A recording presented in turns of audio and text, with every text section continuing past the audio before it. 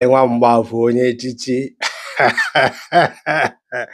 agụlụla afọ ihe nchara ebe anyị jiri aka ọ sị na ọ kụnyere ife ndị Igbo anaghị m aghọtazi nke onye echichi alụwochi ihe nke ndị Igbo ndị Igbo alụba ị nọ na Anambra were enye ife n'Enugu steeti maọbụ Ebonyi maọbụ Imo steeti ọ ndị Anambra ka ihe enyechagodo n'ife bikos anyị enwekwa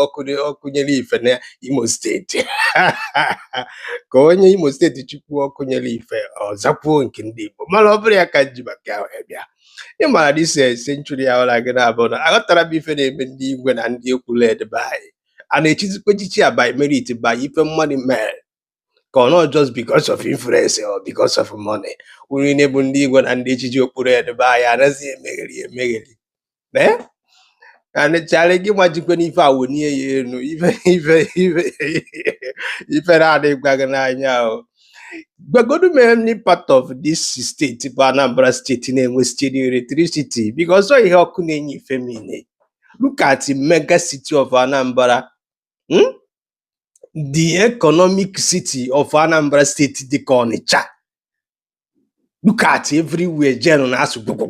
go and they proud challenge nwa mgbafọ anyị executive governor anyị fụkwara gị n'anya shie nne mana ihe anyị na-ekwu okwu ewu ka imeela anyị ife ọma mebeke n'ife ịlịba ama debe ife ọ ga-abịa ịpụgodu n'aha ọchịchị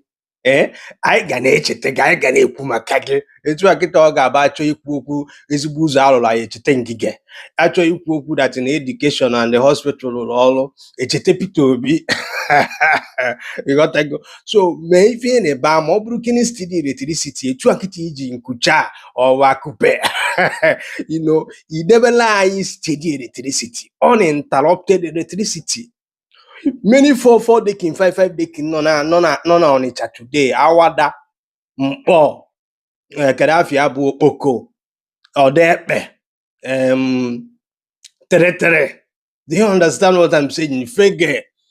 many 4 dekin residential area enwere ọkụ